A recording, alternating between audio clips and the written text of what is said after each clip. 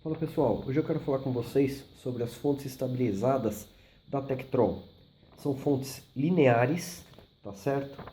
Muito robustas e que hoje a gente encontra elas por um valor relativamente baixo para estar sendo comprado. A Tektrol está no mercado desde 1973.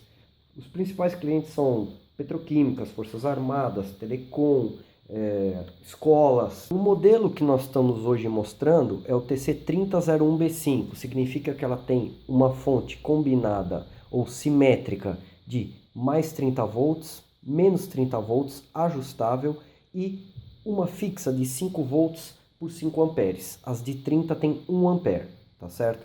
Ela pode funcionar de forma alternada, tá certo? Independente os dois lados, que seria quando está em normal, e quando ela está em automático, ela consegue fazer o tracking das duas, e se você aumenta a da esquerda, a positiva, a negativa acompanha.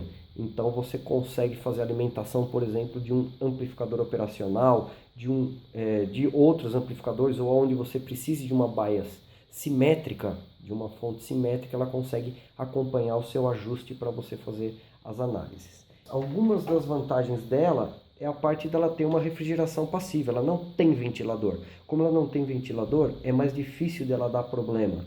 É lógico que ela se torna maior, mas isso aumenta a vida útil dela. São muito estáveis, tem ótima regulação, tá certo? Os componentes são true holes e discretos, ou seja, se você tiver qualquer problema nela, é trocar um resistor, um capacitor, fazer um ajuste que ela está funcionando novamente e você está com essa fonte 100% funcional. Elas são fáceis de fazer uma modificação nelas se for necessário, tá certo? A desvantagem é o tamanho, porque é uma fonte linear, ela é pesada, ela não utiliza de alta frequência para poder diminuir o seu tamanho, o seu peso. E as leituras desses modelos que são analógicas. A saída não tem compensação a 4 fios. É uma coisa que normalmente não se vê em muitas fontes, mas as de muito alto desempenho costumam ter. Então se torna uma desvantagem de qualquer forma, apesar da maioria não ter.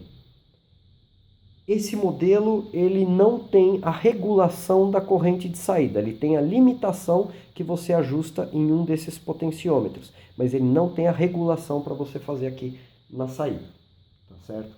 Vamos ver como que elas são mais por dentro. Continuando aqui, pessoal, mostrando agora a arquitetura interna dela, tá certo? Como dá para perceber, as pontes retificadoras elas estão aqui, são pontes de 3 amperes, tá? Discretas, com diodos discretos de 3 amperes, 3 ou 4 amperes. E aqui uma ponte de 10 ou 15 amperes, eu não sei porque ela está de baixo, tá certo? Mas é uma ponte extremamente robusta que é para os 5 volts, para os 5 amperes dos 5 volts. E esse cara aqui é para os 1 amperes dessas saídas aqui, tá? Os fios, se a gente avaliar eles, os fios que estão sendo utilizados, que é o que manda na corrente, além da potência do transformador, são fios que aguentam tranquilamente 2 amperes, isso de forma nominal, tá? Daria até para puxar um pouquinho, mas 2 amperes com certeza. Os 5 amperes são fios que conseguem suportar até perto de 10 amperes, então esse cara está superdimensionado.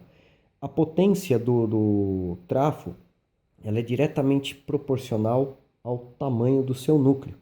Esse núcleo tem uma área de 16 centímetros quadrados, o que nos dá por volta aí de uns 250 watts, que não é o que ela tem nominal. Ela tem 25 com 60, ela tem por volta de 85 watts nominais, tá certo? Ela consegue fornecer muito mais do que isso. Por volta de 2000 microfarads por ampere.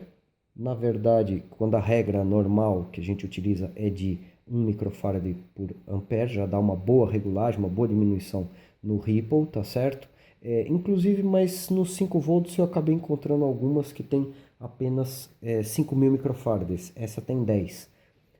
Regulação é feita por transistores, o 2N3055 clássico, tá? Ali eles estão colocados em Darlington, já tem os diodos de proteção.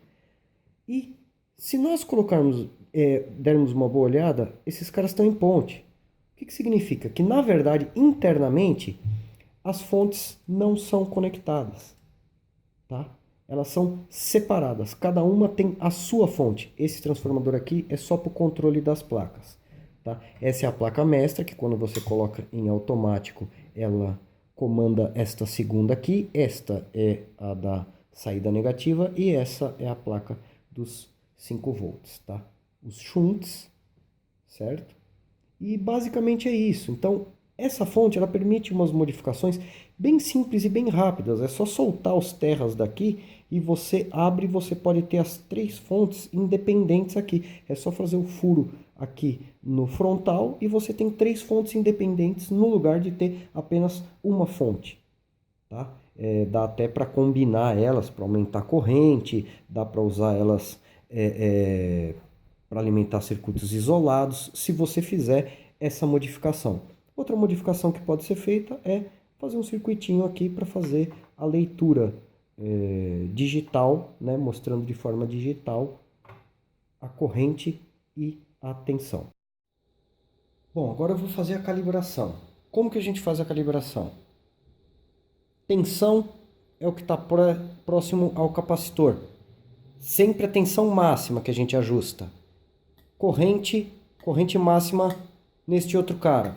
A placa que tem o tracking, que é a principal, quando você coloca em alto, você ajusta a tensão do escravo através desse outro cara aqui. O fundo de escala dos medidores você ajusta nesses 2 caras aqui. Vocês podem ver que eles estão um pouco fora, eu vou ajustar ali um pouquinho este 5 volts aqui. Então vocês podem ver que ele permite um ajuste bem exato.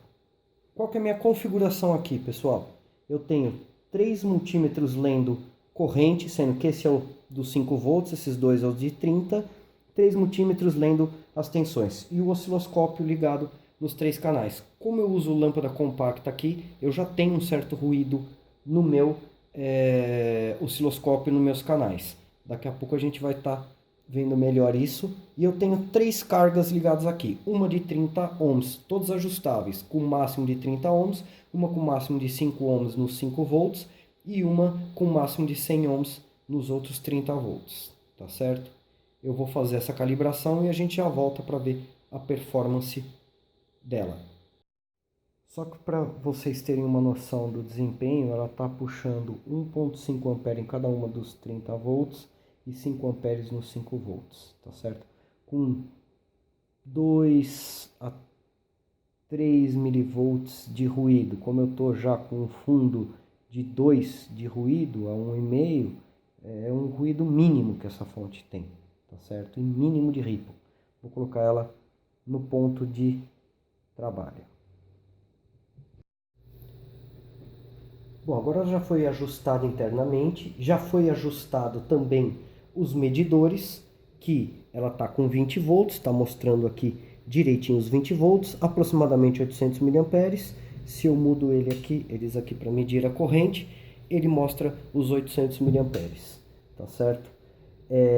Se eu quero utilizar ela no modo automático, eu coloco este cara no máximo, ou no máximo que eu quero que a minha parte negativa chegue, e eu faço o meu tracking, coloco ele em alto e faço o meu tracking por este knob aqui.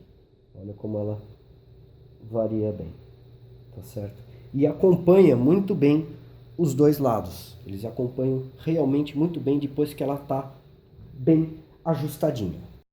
Bom, agora eu quero fazer uma análise do tempo de subida e do tempo de descida dela. O osciloscópio está em 2 volts no canal amarelo, que é o canal 1, que é o que está nos 5 volts. Em 10 volts por divisão no canal 2 e 3, que são os canais positivo e negativo, respectivamente. Subida por volta de 600 milissegundos, certo? Agora o teste de descida, por volta de 50 milissegundos nos 5 volts, por volta de uns 300 milissegundos, 200 milissegundos na verdade, nos 30 volts. Mas isso é dependente da carga. Vamos fazer a variação das cargas. Coloquei o osciloscópio em persistência infinita, assim, se acontecer um spike muito rápido, a gente tem como ver, porque ele fica gravado na tela. Primeiro 5 volts, podem ver, limpo, tá certo? Agora 30 volts positivo, verde, limpo também. E os 30 volts negativos, limpo também. Ela é muito bem regulada, tá pessoal?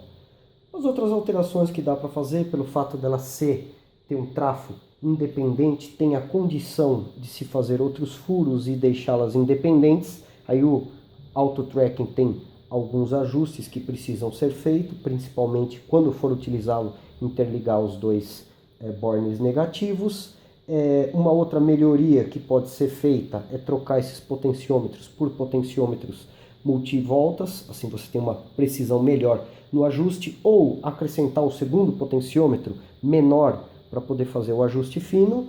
E partes cosméticas, trocar esses caras por parafusos de aço inox, ou talvez o puxador, se quiser um puxador escovado ou coisa do tipo. Mas essa é a Tektronix TC3001B5.